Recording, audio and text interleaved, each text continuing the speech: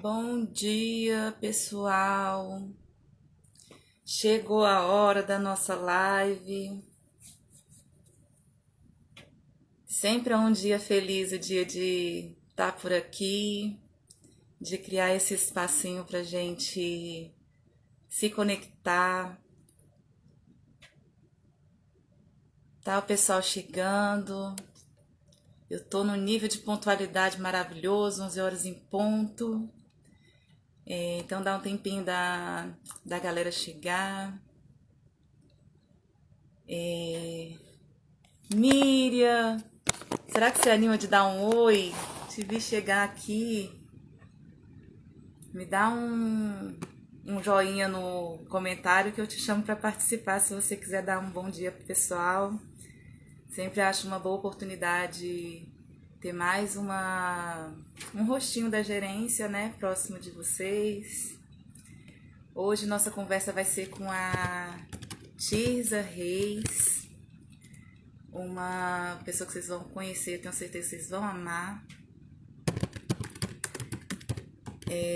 Uma profissional que, além de ser uma profissional da psicologia, também é coach, é especialista em inteligência relacional, trabalha com muitos conteúdos, com uma abordagem muito semelhante a algumas das ações que norteiam a nossa ação na gerência da orientação educacional. Então, acho que a gente vai ter muito, muito mesmo para aprender com ela hoje. Queria já começar nosso encontro mostrando um pouquinho. Deixa eu ver quem está aqui pedindo para participar.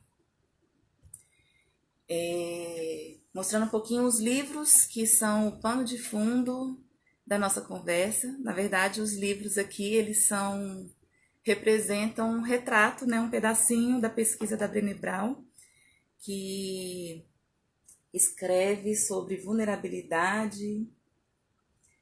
Um dos primeiros livros dela é esse daqui, A Arte da Imperfeição. E a gente já, por esse tema, a gente já começa a pensar assim, como é isso, né? A arte da imperfeição. Tem a coragem de ser imperfeito, também aí como um dos livros dela, uma das teorias. Aí depois ela escreveu esse outro aqui, Mais Forte do que Nunca. E esse Mais Forte do que Nunca tem a ver com a gente admitir as nossas imperfeições. Eu não sabia que isso só acontecia comigo. Uma outra referência aí super positiva. E talvez muito do que a gente vai conversar hoje, também que a gente já conversou com a Luciane no último encontro, né? Que a gente acha que só a gente está passando pela crise, mas está todo mundo na mesma.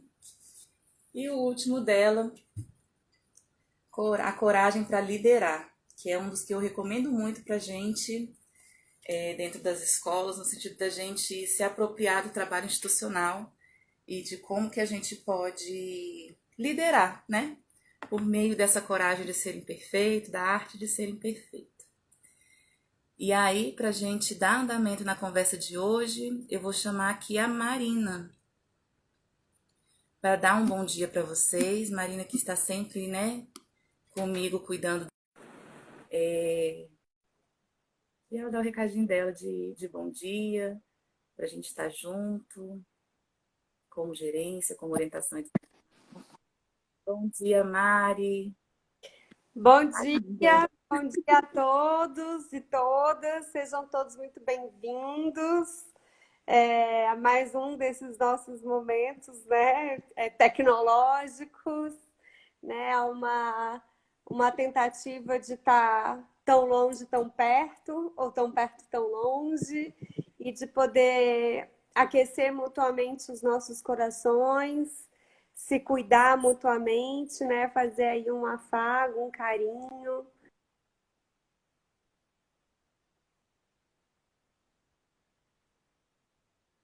Para estar aqui, que é um convite feito com muito carinho e amor para cada um que pode estar presente conosco. Mari, o que você conhece de vulnerabilidade e empatia? Você é psicóloga também, né? Então, não deixa de ser um campo. É, bom, eu acho que vou falar um pouco mais da empatia. No tempo que eu estava na escola, e bom, só tem um ano que eu saí da escola, né? Que nem fez um ano ainda que eu saí da escola. E foi um dos conceitos que eu mais me aproximei na minha prática como orientadora educacional, especialmente vivendo o momento que eu estava em um CEF, né, no CEF Doutora Zildarnes do Paraná, e nesse momento que a gente tem vivido com tanta, enfim, com tanto sofrimento por parte dos nossos jovens, né? E demanda muita empatia da nossa parte e demanda um esforço que a gente possa trazer, conectar as outras pessoas, os outros profissionais, a família, os colegas, também para esse lugar da empatia, né? Porque muitas vezes eu tinha, por exemplo, estudantes que estavam em extremo sofrimento, que estavam praticando autolesão, automutilação e com pensamentos, ideações suicidas, e isso traz um lugar de muita, muita dor, muito sofrimento, e muitas vezes as pessoas falavam: ah, mas ela só tá tudo isso é só porque o namorado, não sei o quê, porque os pais não aceitam o namorado, ou tem aquela velha máxima, né, de isso é frescura, é só para chamar atenção, né? Então a gente lida muito com esse tipo de discurso. E eu acho que é importante a gente entender que cada um lida com as situações, com os contextos da vida de uma forma completamente diferente do outro, né? E aí quando você pensa, ah, mas tem gente passando fome na África, isso não diminui a minha dor ou o meu sofrimento porque, enfim, porque alguém que eu amo simplesmente foi embora, né? Ou viajou, ou tá aqui e eu não posso estar junto, enfim. E eu acho que a gente precisa respeitar. E a gente só consegue respeitar se a gente tiver o mínimo de empatia, se a gente conseguir minimamente se colocar no lugar do outro e entender que lugar é esse do qual ele está falando, né? Então, enfim, é isso. É por aí que você tem lidado com o tema da empatia e com o desafio, né? De fazer com que outras pessoas tenham empatia pela vulnerabilidade do outro, né? Isso. E Ah, a gente, eu acho que esse é um exercício, o exercício da empatia, da gente se colocar no lugar do outro, é um exercício que eu acredito, eu creio que é um exercício para um mundo melhor. Eu acho que se a gente tiver tentando, enfim, chegar nesse lugar e não julgar menos e ter mais empatia com as vulnerabilidades alheias, a gente vai estar num mundo mais solidário, mais colaborativo e mais feliz também. é um bom caminho. Amiga, você fica aqui com a gente, né, no chat. Vou É, vou tentar acompanhar freneticamente. Eu percebo que a cada resposta que eu dou já passaram 5 na frente, mas vou aqui no meu esforço de tentar acompanhando todas as perguntas e colocações para a gente poder estar mais juntinho, tá bom? Para que todo mundo possa participar e tenha a sua participação honrada. Então, participem! Um beijo a todos, volto já. tá ótimo. Gente, a Mari, ela fica aí no chat acompanhando vocês, acompanhando as perguntas de vocês, as colocações. Ela tenta, enfim, ir respondendo às vezes algumas questões que aparecem. É, enquanto eu e Tisa vamos conversando. Deixa eu ver se eu consigo chamar a Tisa. É difícil esse negócio da gente escrever e falar e estar ao mesmo tempo tudo junto toda hora. Ti, você consegue pedir para participar? Acho que eu consegui te achar. Além da Marina, gente, aqui no chat acompanhando vocês, conversando, tem também as outras meninas, tem as outras meninas da gerência também que estão acompanhando. Vocês vão ver que eu sempre fico um pouquinho aqui com o olho um pouquinho de lado, que eu fico acompanhando o WhatsApp web que elas vão me mandando. Olha, tem muita gente perguntando. E aí eu trago. É uma live onde o meu rostinho da gerência está aqui, né? Mas a equipe toda está junto. Bem-vinda, Tisa. Ah, que Nós que somos delícia! parceiras em outros trabalhos da vida, é muita felicidade te ter do lado de cá da minha vida profissional, do lado da educação. Ah, é um prazer muito Então, grande. meu lugar no mundo, muito feliz mesmo de você estar aqui com a gente. Eu também, muito feliz. Ainda mais para falar sobre esses temas, né, Mi, que são tão importantes e tão amigos, né, nossos, assim, tão, é um espaço de tanta aprendizagem, né? Estou feliz. Um aprendizado que é para a vida toda, né? Uhum. Contextualizar todo mundo que está já por aqui, trazendo um aquecimento para a nossa conversa também. Essa Bom dia, gente. vem como uma sequência de ações que a gente tem feito enquanto gerência de orientação educacional, Uhum. dos aprendizados necessários para a gente atravessar esse momento de isolamento social. Muitos dos colegas que estão aqui não estão podendo, estão dispensados das presenciais. A gente sabe o quanto que o trabalho organiza a vida da gente, não só na rotina, mas se sentir útil no mundo. É um exercício de identidade, né? Nosso espaço laboral. A gente tem muitas notícias, assim, vai voltar semana que vem, vai voltar só em junho. Então, muita incerteza nessa realidade para os educadores. Uhum. O tempo todo, piadinhas e memes, né? Falando de, estou decretando meu filho formado, como é que os professores aguentam isso? Então, assim, né? As galera que está com o filho em casa, tentando acompanhar ações de escola, tentando de alguma forma entreter a criança, né? Uhum. Esses crianças em casa e ter que cuidar da casa, enfim, tudo ao mesmo tempo, à mesma hora. Então, essa é muito da realidade da galera que está por aqui.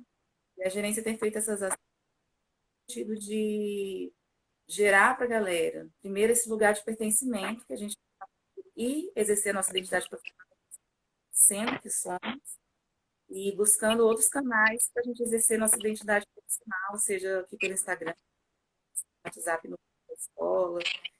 Eu acho muito importante assim nesse distanciamento a gente também se dar conta na hora que a gente está atrás, que a gente também não está dando conta do lugar com o que está acontecendo. Sim. Educacional é muito colo, atende o estudante, atende a família, atende os gestores, tem cuidado para que as relações da escola funcionem da melhor forma, para a melhor qualidade da educação. Então, muitas vezes, mesmo pensando nessa conversa para além do segmento, mesmo quando a gente está em exercício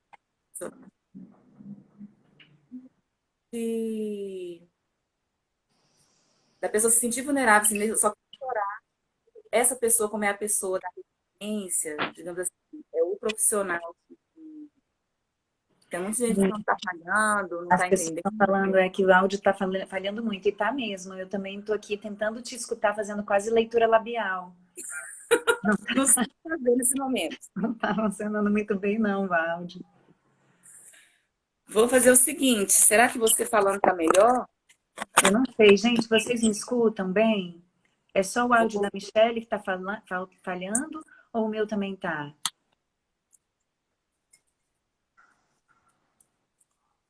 Dá um joinha se vocês estão escutando a Tisa, gente.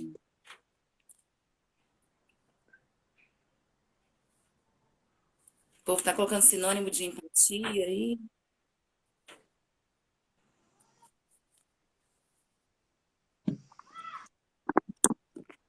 Deixa eu ver se ficou melhor. Ficou melhor, Ti? Botei um fone aqui para ver se o áudio fica mais limpo. Fica bem melhor. Funcionou? Muitíssimo. Então vamos lá. Eu estava falando assim que o tema da vulnerabilidade e da empatia com a vulnerabilidade, né? Empatia, essa dança, né? Uhum. Ela é importante para esse momento de isolamento e como que a gente consegue lidar com a nossa identidade de trabalho que não está podendo ser muito exercida. Assim também como no nosso cotidiano de trabalho quando a gente não está no isolamento. Porque sendo o orientador muito esse profissional que dá o colo, que ajuda as pessoas a transporem os seus conflitos, muitas vezes os nossos conflitos não têm lugar, a gente não tem muito colo de para onde a gente leva o nosso conflito, que a gente também é humano e também tem as nossas imperfeições, enfim. E muitas vezes o lugar onde a gente consegue o nosso colo é com os colegas orientadores dos nossos encontros. Toda sexta-feira tem um momento de coordenação onde os orientadores daquela regional, todo mundo se encontra e tem a articulação de um outro coordenador, um orientador intermediário, e o colo do intermediário é com a gente da gerência da orientação educacional. Então, assim, a gente vai criando lugares de acolhimento. Só que mesmo o encontro com os colegas, né, com os pares, está inviável nesse momento. Então, eu pensei muito de como que o que você tem estudado da Brené Brown pode alimentar nosso sentido de vida, de organização, de lidar com as dificuldades. Tanto agora no isolamento, como também para todo sempre o nosso trabalho de orientador. Esse espaço, né, Mi, eu adoro, assim, fiquei bem feliz quando você me chamou, porque, assim, essa perspectiva da gente ser capaz de cuidar do cuidador é uma das coisas mais importantes, né? Porque, em geral, quando a gente está nesse espaço de fala e nesse espaço de cuidado, a gente se disponibiliza muito emocionalmente, psiquicamente, para estar pelo outro. Então, a gente consegue acolher com muita tranquilidade e com muita empatia a vulnerabilidade do outro, a dor do outro, a gente consegue compreender o que se passa e ter um olhar compassivo para o outro. Mas é muito comum também, talvez até justamente por a gente estar fazendo esse papel, sem perceber, a gente se colocar no lugar do tipo, meu Deus, como que eu posso estar pensando todas essas coisas e me sentindo tão frágil, tão vulnerável, se eu sou a pessoa que estou dando esse colo? Então, às vezes, é até difícil a gente reconhecer que nós precisamos desse lugar, que a gente precisa desse espaço, porque às vezes a gente usa também o cuidado do outro como um jeito de se proteger, até como um jeito de não olhar para as nossas próprias vulnerabilidades e para as coisas que estão frágeis em nós, não? É uma forma da gente não se deixar tocar pela nossa emoção, né? Assim, Exatamente. tipo, depois eu vejo isso, porque agora eu preciso Né? Eu dar de preciso algo. para o outro, preciso dar para o outro, preciso estar disponível para o outro. Então, deixa o meu para daqui para pouco, deixa o meu é menos importante. Então, às vezes, por uma sensação de menos-valia mesmo, de como se o que a gente está sentindo fosse menos, a gente pode deixar para depois, disso aqui a gente cuida depois. E aí a gente entra em esferas até mais profundas, né? Porque quando a gente começa a fazer esse movimento, sem se dar conta, às vezes um subproduto disso é que a gente acaba infantilizando um pouco o outro, porque a gente constrói uma certa simetria, e a gente vai falar isso quando a gente fala da empatia, né? E esse é um cuidado que a gente precisa ter para não fazer isso. Mas às vezes também por uma dificuldade de reconhecer a nossa própria dor, né? Ou de não querer cuidar dela, não lidar com ela. Então é muito... E às vezes por uma tirania com a gente. Então, assim, eu sou bastante acolhedora com as outras pessoas, eu consigo fazer esse papel muito bem, mas quando é comigo, o auto-julgamento, a voz crítica, a acusação, vem assim, vape, rasgando, né? E aí o movimento que a gente faz é de sentir vergonha, justamente porque é incoerente, né? E a incoerência é uma das coisas que dispara muito em nós o sentimento de vergonha. Então, assim, como que eu posso estar sentindo tudo isso e estar sendo braço para outra pessoa? Então, é melhor eu esconder mesmo isso aqui. É melhor que ninguém saiba que eu sinto isso. E aí a gente vai botando os nossos monstrinhos, as nossas dores para debaixo do tapete, né? Muitas vezes a gente faz isso. E aí eu gostei porque enquanto você falava, eu estava aqui acompanhando os comentários e algumas pessoas falaram assim, também é muito importante a autoempatia. E sim, a autoempatia é o grande antídoto, eu diria, para que a gente seja capaz de olhar para esse pedaço e seguir fazendo o nosso trabalho e seguir construindo a nossa identidade, nutrindo o nosso papel de cuidador. Não é que a gente precise deixar de fazer isso, mas é que a gente precisa, e o grande foco da autoempatia é que a gente seja capaz de olhar para nós com o mesmo olhar generoso e cuidadoso que a gente olha para essas pessoas que nos procuram, né? Então, assim, a pergunta que a gente se faz nesse momento é assim: cara, se isso que eu tô sentindo nesse instante estivesse acontecendo com alguém que eu amo e essa pessoa estivesse me trazendo essa coisa agora, se essa pessoa estivesse dizendo isso para mim, como eu reagiria? O que eu faria para essa pessoa? O que eu diria para ela, né? Essa é uma das primeiras coisas que a gente precisa tocar, né?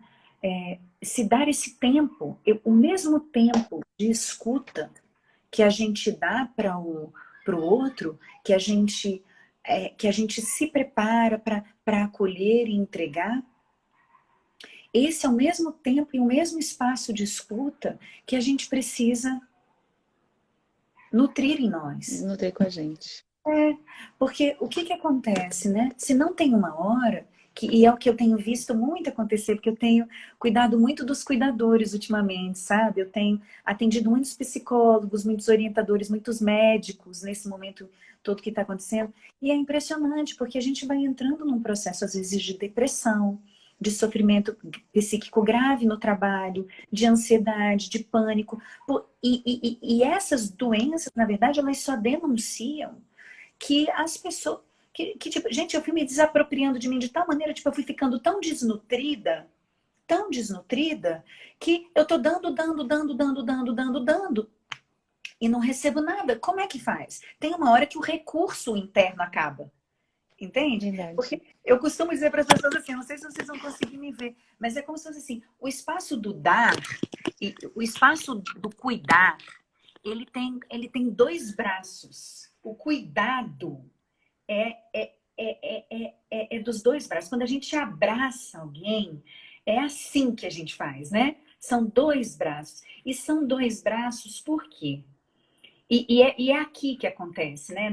É nessa esfera que acontece aqui. Na esfera do coração. É na esfera do coração, né? Então, é dois braços porque tem essa dimensão do dar, do entregar para o outro, mas eu preciso também nutrir a capacidade do receber. Entende? Porque isso é muito importante. Eu preciso nutrir o ciclo. Porque assim, na hora que as duas coisas se equilibram, aí que a gente está fazendo um trabalho de autenticidade. Aí que a gente está fazendo um trabalho de saúde. Né? É quando a gente consegue fazer esse movimento aqui de eu dou, mas eu recebo. Eu entrego, mas eu recebo do mundo. E aí nessa dança, a gente consegue fazer uma coisa que é um dos princípios básicos da autocompaixão, que é um reconhecimento básico da autocompaixão, que é base para a empatia e para a autoempatia, que é o reconhecimento da nossa humanidade comum. Entendeu? De que é assim, eu posso cuidar de você, não é porque eu sou melhor ou superior a você. Eu posso cuidar de você e estar disponível para você porque eu reconheço profundamente que isso que você está sentindo é algo que existe em mim. Entendeu? Então, na verdade, é o oposto que as pessoas às vezes falam, porque a empatia... É um estar com o outro a partir do que eu sou é um encontro, né? Exato, é o estar com, eu digo isso o tempo inteiro, sabe?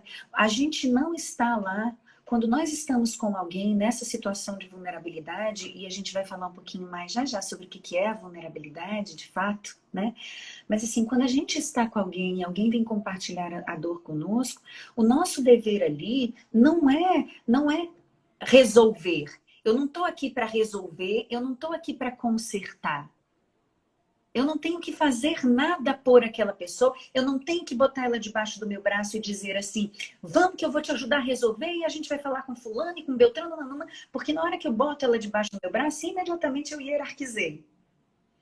E implicitamente, de uma maneira subliminar, eu estou dizendo para essa pessoa, você não consegue sozinha não, mas cola em mim porque eu dou conta. Se você estiver comigo, não é? Indiretamente, é óbvio que essa não é a nossa Sim. intenção, né? Mas É é óbvio. o lugar, é a partir do lugar onde a gente se coloca e se relaciona. Exatamente, entendeu?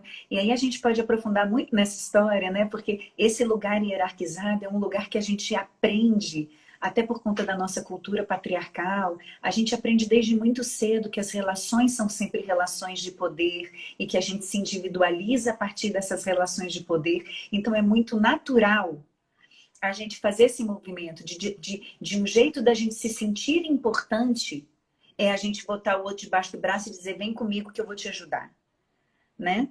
E O te ajudar em si, eu acho que já é uma coisa que machuca tanto a pessoa que às vezes já está machucada. exatamente. Eu estava vendo uma experiência essa semana que eu coloquei isso assim no grupo. Muitas vezes quando a pessoa coloca assim, gente, não tô dando conta. Tipo, eu cansei, eu tô exausta, eu queria estar fazendo outra coisa da vida do que vivendo isso que eu tô vivendo. E aí as pessoas que não estão nesse lugar, nesse momento, porque a gente está vivendo na pandemia assim, né? Um dia você tá bem, no dia você tá mal, no dia você quer sair gritando pela rua, né? Tá assim. Uhum. E aí, no momento que a pessoa tá nesse momento de vulnerabilidade e fala assim, gente, ó, pra mim deu, cheguei no meu limite. E as outras pessoas que não estão nesse limite hoje, chegam e falam assim, olha, mas faz isso, faz aquilo, ó, vem cá, eu vou te mandar isso, vou te mandar. Parece que todo mundo tem uma resposta, menos eu. É, E aí, assim, eu acho que nesse momento, e é uma coisa que a gente conversa muito na orientação educacional, assim, como que a gente, muitas vezes, querendo ajudar o outro, a gente coloca a nossa verdade para o outro, tipo, eu aconselho, e conselho não é o lugar onde a gente se sente de fato acolhido, de fato estamos juntos. Porque parece que a pessoa já andou 20 passos na frente, está vindo aqui por compaixão, né? Vim me buscar para eu estar lá com ela no lugar que ela está. E uhum. assim, nesse momento, eu acho que de isolamento, esse tem sido o maior desafio de estar com o outro. Porque no dia que eu tô bem, eu diminuo o outro nesse sentido, assim, não é um diminuir de maldade. Mas aí ele fala assim, que bobagem, por que você tá chateado com o isolamento? Pra mim tá ótimo, eu tô fazendo isso, tipo, a pessoa tá de férias enquanto o outro tá na lama. E É, aí, na hora que a gente fala isso, imagina como é que a pessoa que tá na lama se sente assim, gente, deve ter alguma coisa errada comigo, tô com defeito. exatamente. E esse sentimento do defeito, Mi, que você está falando, tão oportuno, na verdade ele nos conecta zero. Ele é o caminho oposto da vulnerabilidade, porque ele vai começando a dizer pra gente que tem algo errado comigo, sou só eu que não estou dando conta de fazer as coisas. E essa é a narrativa que a gente tem construído tanto tempo na nossa vida, que é a narrativa da perfeição, do eu preciso fazer tudo certo para ser bem-sucedido, para ser reconhecido, para receber o carinho que eu quero. Então, o problema sou eu. Se está todo mundo dando conta menos eu, então a culpa é minha. Eu é que estou fazendo algo errado. E isso vai gerando em nós uma sensação muito maior e muito mais profunda de isolamento, de vergonha, porque então se o problema sou eu não quero nem me expor, porque eu é que não estou dando conta, é melhor eu me esconder mesmo, né? E na verdade, quando a gente reconhece essa questão da humanidade comum, o que a gente vê é exatamente isso. Olha, eu tô aqui vivendo essa experiência de um jeito. Você provavelmente está vivendo essa experiência do outro. Mas a gente desenvolve uma coisa que é muito interessante, sabe? Dentro dessa perspectiva da empatia, que é a curiosidade amorosa. Sabe? É a gente desenvolver pelo outro, não uma ideia como você está trazendo aí de aconselhamento do outro, mas uma curiosidade amorosa Amorosa. sobre a maneira como ele está vivendo essa experiência, né? Então, me conta um pouco mais, onde é que a coisa está pegando para você? Alguém falou aqui nos comentários sobre escutatória, é exatamente isso. Como é que a gente pode desenvolver um espaço de escuta a partir dessa curiosidade amorosa? Né? Então, como que eu posso te escutar de forma amorosa, de forma, nossa, nossa, aqui em casa, eu posso até trazer meus exemplos, do tipo, olha, nossa, aqui em casa está sendo um pouco diferente, sendo honesta com você, eu até estou achando bom, para mim está sendo bom, a minha vida está um pouco mais desacelerada, isso está sendo legal para o meu olhar, mas assim, mas é uma troca entre iguais, e não uma troca do tipo, deixa eu te contar o que eu estou fazendo, que você claramente não está dando conta. Entendeu? É uma perspectiva onde eu posso compartilhar as minhas emoções e dizer como está sendo para mim também. Mas por que que eu posso te dizer isso? Porque nós estamos juntos. Porque nós estamos no mesmo lugar. Porque a gente está conversando de igual para igual. Então eu posso te olhar no olho. Eu não estou construindo uma relação mestre e aprendiz com você. Eu estou te reconhecendo, nossa, que coisa interessante isso que nós estamos passando como povo, né? E eu acho que esse negócio, sabe, dessa pandemia ter nos pegado dessa maneira como aconteceu, eu acho assim, tem sido uma experiência tão rica. Se a gente tiver olhos para ver, Pra gente conseguir pegar o presente, né? Os chamados de aprendizado que estão aí. cara, é aquilo que a gente conversava aquele dia que a gente se encontrou, né, nós quatro. Cara, se a gente tiver olhos para ver, a gente vai sair disso de um jeito melhor. Por quê? Porque assim, querendo ou não, agora a parada entrou no jogo. Porque essa coisa da vulnerabilidade é uma coisa que às vezes a gente fica tentando fingir que não está acontecendo com a gente, né? Quero até fazer uma pergunta aqui para o grupo. Quando a gente pensa em vulnerabilidade, queria até que vocês respondessem, se vocês puderem, para a gente interagir mais. Dialogar, né? Para a gente dialogar. Que é assim, quando a gente pensa em vulnerabilidade, quando você pensa em vulnerabilidade, qual é a primeira palavra que vem na sua cabeça? Qual é a primeira sensação que vem? Eu queria que vocês colocassem aqui. Qual é a primeira sensação? Quando a gente pensa vulnerabilidade, qual é a primeira sensação ou a primeira palavra que vem? É algo que a gente quer sentir? É algo que dá vontade? Medo, começou a surgir aqui. Legal, Cris. Medo, fraqueza. Uhum. Frágil. Ágil, precariedade, insegurança, fragilidade, exposição, fraqueza de novo. Eu tenho certeza que vai surgir, vão colocando aí, porque eu sinto que vai surgir um monte de palavras que são derivadas desse mesmo tema. A sensação de falta, é exatamente isso. Olha o que a gente faz com a gente. Então, veja só, quando eu penso em vulnerabilidade, e eu associo a essas palavras que a gente está fazendo aqui, qual é o movimento natural que o nosso corpo faz? O movimento natural. É o Eu quero me proteger, né? Eu quero me proteger. Então, se eu estou sentindo vulnerabilidade, e se vulnerabilidade me remete a todas essas coisas que a gente está colocando aqui, cara, eu não vou ser a louca do quarteirão que vai se jogar nessa direção. Entendeu? Eu quero me proteger. Só que o que a gente tem descoberto, e as pesquisas da Brené mostram muito isso, que a primeira coisa, gente, é que isso é um mito. É um dos mitos acerca da vulnerabilidade. O primeiro mito que a gente precisa desconstruir é que vulnerabilidade é fraqueza. Na verdade, vulnerabilidade não tem nada a ver com fraqueza. Na verdade, vulnerabilidade tem muito mais a ver com um movimento mais corajoso que a gente vê alguém fazer. Porque é tão interessante, porque é tudo aquilo que nós não queremos mostrar em nós, mas que quando a gente vê no outro, é tudo aquilo que a gente quer ver. É quase um bálsamo para a alma. A gente fala, uau, nossa, que A gente pessoa se conecta imediatamente, né? A gente vai ao encontro imediatamente da pessoa. exatamente, Mi. Porque esse é o ponto. O que é mostrar pra gente é que a gente só consegue espaços de conexão reais na presença da vulnerabilidade. Eu não tenho como me conectar com outra pessoa se eu não trago a minha vulnerabilidade, se eu não me apresento inteira diante do outro. Porque senão fica aquela conversa que a pessoa olha para você, ela acha lindo o que você está falando, mas não toca. Não toca a alma. Sabe? Não Gente, entra. quantas vezes, na hora que você tá na lama, abrindo o coração, e a pessoa começa a aconselhar, e você fala assim, né? Você até sai do lugar onde você tá, porque não te conecta. Tipo, a pessoa tá falando, falando, falando, e você fala assim, do que essa pessoa tá falando? E esse é um dos paradoxos, sabe, que a pesquisa mostra. Ela mostra isso pra gente, sabe? E quando a gente olha para a vulnerabilidade no outro, ela parece coragem no outro. Ela parece superação, ela parece coragem, ela parece algo que eu quero pertinho de mim. Mas quando é com Mas a quando é gente. comigo, eu sinto como tudo isso que a gente colocou aqui. Eu sinto como fraqueza, eu sinto como dor, eu sinto como tristeza, eu sinto como exposição, eu sinto como. E aí, esse é um dos paradoxos que a gente tem que enfrentar, né? E aí, a outra é essa. É tudo que eu quero ver no outro. Esse é o outro paradoxo da vulnerabilidade. É tudo que eu quero ver no outro para que a gente possa realmente se encontrar e se conectar. Mas é tudo que eu não quero mostrar em mim. Porque eu tenho medo do julgamento do outro, eu tenho medo de que se ele vir isso que eu sou e que eu estou sentindo, de que ele vai me julgar, de que ele vai me rotular, de que ele vai embora. De que eu não vou ser mais merecedora do respeito e do cuidado e do carinho dele.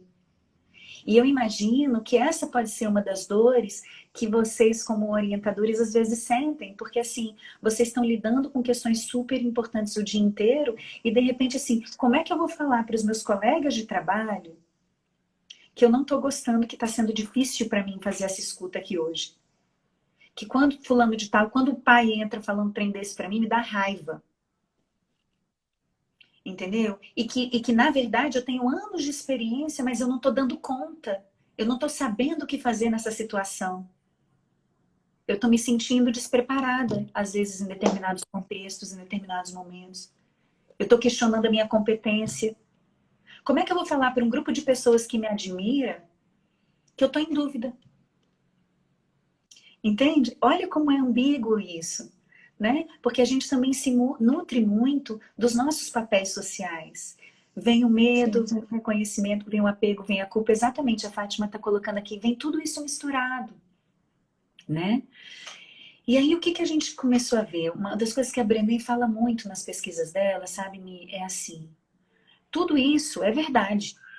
A gente sente tudo isso. E qual é o movimento natural que a gente tem? Se proteger.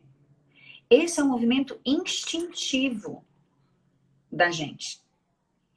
Só que o que a gente começa a perceber quando a gente está falando das nossas relações humanas a longo prazo?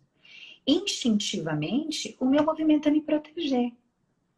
Só que essa proteção que eu estou achando que eu estou fazendo, quando eu me isolo, quando eu me escondo, quando eu escolho não olhar para isso, quando eu escolho negar que isso está acontecendo, quando eu escolho não falar, quando eu escolho esconder, seja lá, qualquer escolha que seja essa de autorretenção, a longo prazo, isso que estava tentando me proteger, na verdade, acaba sendo a coisa que mais me maltrata. Então é como se fosse mais ou menos assim, eu tô com medo do monstro que está no quarto, entendeu? Eu tô morrendo de medo do monstro que tá no quarto. E aí o que eu faço? Eu tranco todas as portas, fecho todas as cortinas, tranco a porta e jogo a chave fora com o monstro dentro do Com o quarto. monstro dentro. É isso que a gente faz, entendeu? Então assim, eu fico completamente, Ótima metáfora. né? Depois de um tempo eu vou ficando desesperada, porque assim, a única coisa com a qual eu tô convivendo de verdade é com ele. Então eu estou me blindando das possibilidades de ajuda. E o escudo, e quando a gente faz esse movimento, né, uma outra metáfora que eu gosto de usar também, é pensar no escudo mesmo. Quando eu boto um escudo diante de mim, sim, eu consigo me proteger da agressão que vem. Mas eu também me protejo se a pessoa está me trazendo uma flor, ou se ela está vindo me fazer um afago, o escudo também está me protegendo disso. Então eu fico aqui do outro lado em inanição. Porque eu não estou recebendo a porrada, mas eu também não estou recebendo o afeto, que é tão importante para a gente conseguir construir a vida, né? E aí o que a gente começa a descobrir com isso, sabe? Que a vulnerabilidade, entrar em contato com a nossa vulnerabilidade, não é fraqueza. Como eu disse a vocês, é um dos atos mais corajosos que a gente pode fazer. E desconfortáveis, aí sim. E por isso corajoso, né? Porque a gente tem que ir além desse desconforto, assim, exige uma força no meio da vulnerabilidade, né? Exige profundamente, porque assim, é um movimento contra-intuitivo. Entendeu? Porque a minha intuição me fala, se protege, tá maluca? Vai se expor? Mas, quando eu olho para isso a partir da minha consciência, eu falo, tá, o que eu quero com isso? Que tipo de relações eu quero nutrir? Como eu quero me colocar no mundo? Aí eu digo, não, a minha escolha é me colocar na arena. A Brené usa muito essa metáfora da arena, né? como é que a gente pode se colocar na arena? E quando a gente entra para a arena, não tem nada a ver sobre ganhar ou perder. Mas tem a ver com o meu compromisso de que eu estou toda lá dentro. Inteira lá Inteira na dentro. vida. Porque quando a gente entra na arena, não tem como eu estar mais ou menos na arena, não tem como eu pedir para sair, não tem como eu falar, não, eu tô aqui, mas ó, se o leão entrar, aí não, com o leão eu não brinco, né? Não é assim. Quando a gente entra na arena, a gente está all in, a gente está inteira ali dentro. E se colocar na vida com vulnerabilidade é se colocar na vida com essa inteireza. E essa coisa do corona agora e dessa experiência que a gente está vivendo, denunciou, porque esse é o ponto. A vulnerabilidade é algo que todos nós vivemos. A gente pode escolher ver e reconhecer. E a gente pode fingir que não é com a gente. Mas que todos nós vivemos, a gente vive. Só que a gente vai fingindo na vida, construindo as nossas estratégias de controle, que a gente está controlando isso, que a gente escolhe se a gente vai lidar ou não com ela. Essa experiência veio para dizer assim, gente, deixa eu botar vocês com o pezinho na realidade. Sabe? A única certeza que a gente tem é que a vida é movimento. Sim. E que a gente vai precisar se adaptar a ela. E agora, José, como é que vocês vão fazer com isso daí? Sabe? E a gente nunca teve uma noção tão grande do impacto das nossas ações na vida uns dos outros e do nível de conexão que a gente tem. A gente fica, às vezes, muito, pelo menos eu mesma fiquei absolutamente assim, abismada, porque essa é uma fala que a gente faz muito, né, da conexão, do tipo assim, nossa, nós somos todos conectados, somos todos um. É um discurso, né? Mas não necessariamente. Mas não necessariamente uma prática, né? E agora essa experiência do Covid, eu mesma me vi impactada com isso. Eu falei, meu Deus, sabe quando uma ficha cai para você assim? Eu falei, cara, meu Deus, é isso mesmo. Nós estamos muito mais conectados do que a gente imagina. Olha só, um trem deflagra lá na China. 2 semanas depois, o mundo inteiro está movido por essa experiência. Caraca, nós realmente estamos muito conectados. Como que eu vou imaginar que uma coisa na China vai gerar o nível de impacto que está gerando aqui? Gerando no mundo, né? No mundo. Entendeu? Eu fico pensando, Tia, assim, o quanto que normalmente é uma situação como essa que foi deflagrada na China, o quanto que a gente provavelmente olharia uma situação como essa, como a gente vê notícia de guerra em outro país. Assim, nossa, que triste. Ai, que chato que isso acontece na humanidade. Mas assim, que chato. A gente sente uma emoção, porque a gente, como humano, reconhece que outro humano está passando por aquilo dali. Mas não necessariamente a gente se conecta. Exatamente. E a gente está se sentindo conectado muito mais por essa experiência, porque está muito perto e porque a gente está vendo, acho que outras pessoas, assim, é como se um pó de plim-plim-plim, né? Tá todo mundo na arena há muito tempo, mas o povo não sabia, né? A gente não estava sabendo. Começou a ver. E aí, de repente, apareceu, né? E assim, eu acho que a dor é um convite. Embora a gente fuja da experiência da dor, do medo, do sofrimento, é sempre ela que nos revela talvez os aspectos mais bonitos da nossa humanidade. Sim, olha, tem uma fala de a dor é um grande caminho de aprendizagem, né? Como a gente aprende na dor, gente, para mim é um dos momentos onde a gente mais amplia a nossa consciência, né? Porque é como se a pele ficasse em carne viva, né? Tem um rabino, não lembro o nome dele, mas ele diz uma frase que quando eu escutei essa frase, eu falei, uau! Ele diz assim, nada é mais inteiro do que um coração partido.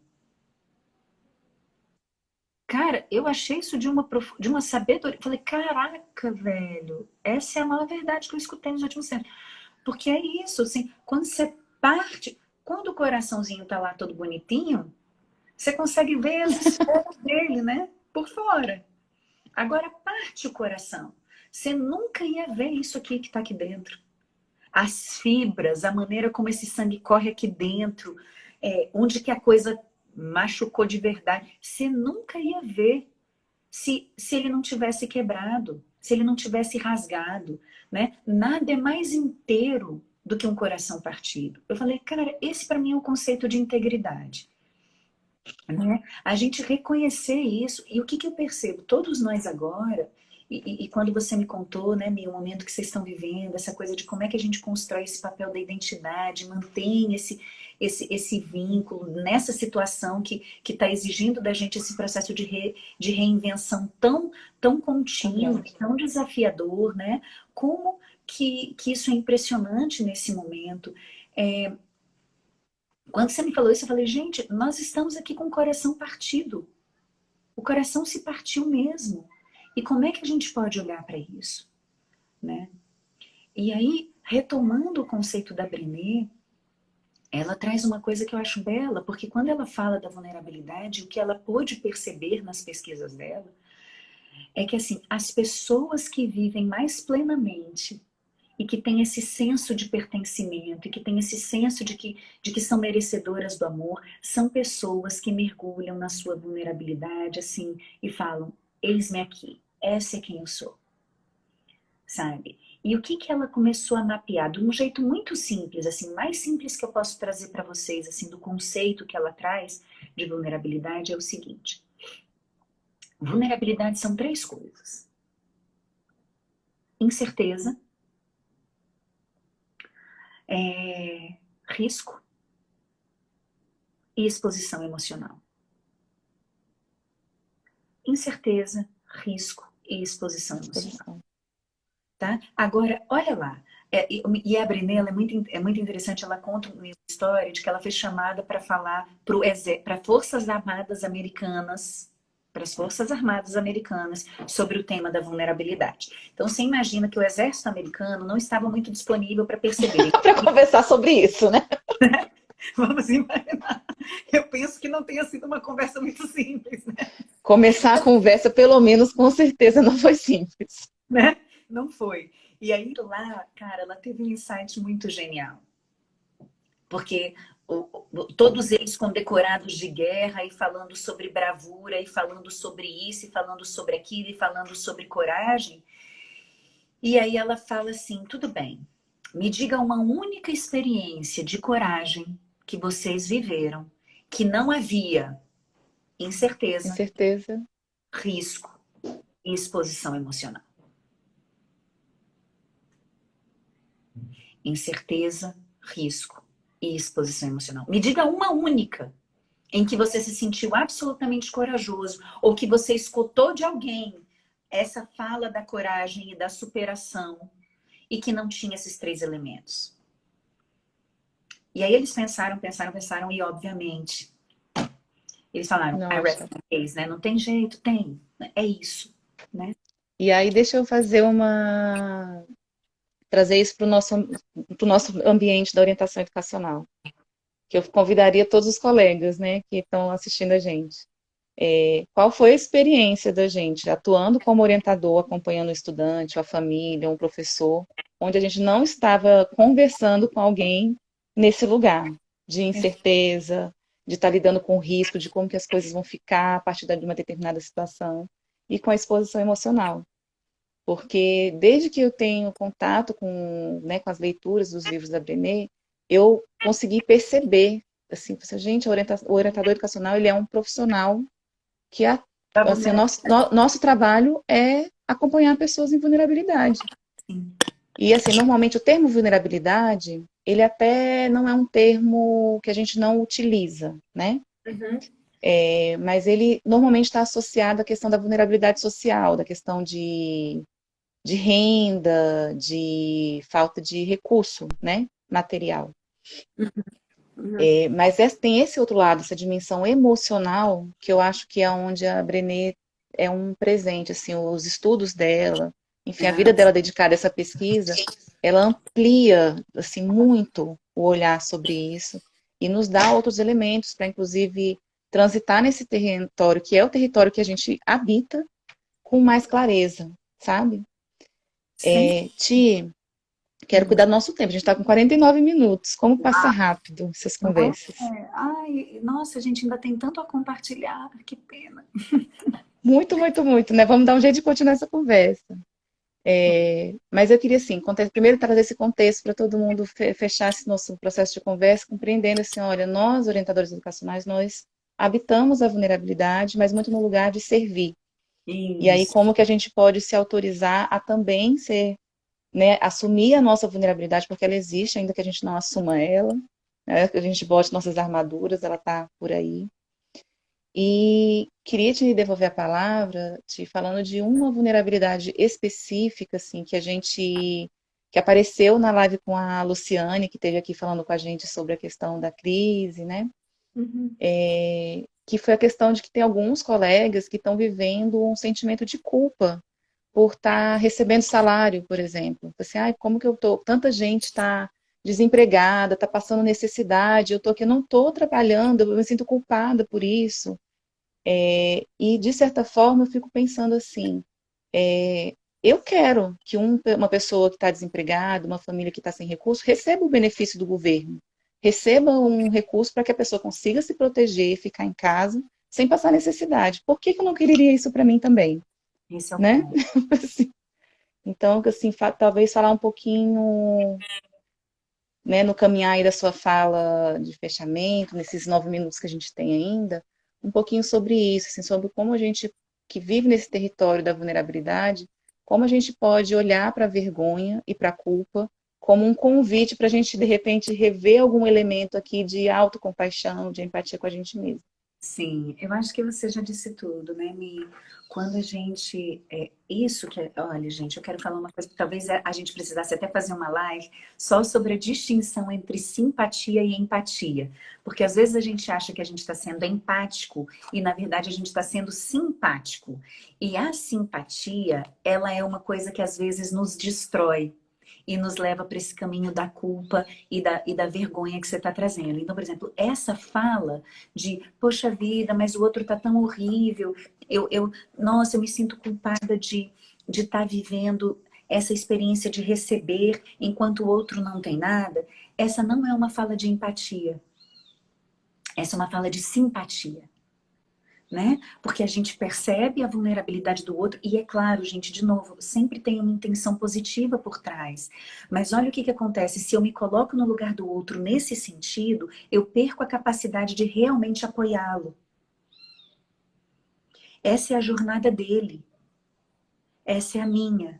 Então, como eu posso me manter íntegra na minha jornada, acolhendo e agradecendo e recebendo aquilo que eu tenho, e assim ser canal e ponte para o outro. Entende? Não sei se faz sentido muito o que eu estou dizendo. Mas quando eu entro no outro nesse Sim, a sentido, gente tem que estar nutrido para poder estar com o outro, esse né? é o ponto. É É tipo, eu aquilo. botei a máscara em mim, aí agora eu vou colocar no outro, né? A coisa Exatamente. do... Exatamente, porque senão olha o que começa a acontecer, Mi. E essa é uma das coisas que desconecta a gente na empatia. Uma das coisas que desconecta a empatia é a comparação e a competição. E muitas vezes a gente entra numa competição e numa comparação de quem é que está sofrendo mais.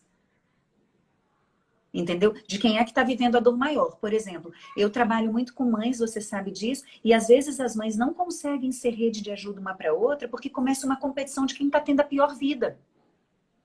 Entendeu? Do tipo assim, nossa, gente, está sendo tão difícil para mim, eu estou tendo que fazer homeschooling com vocês. E eu que tenho 3?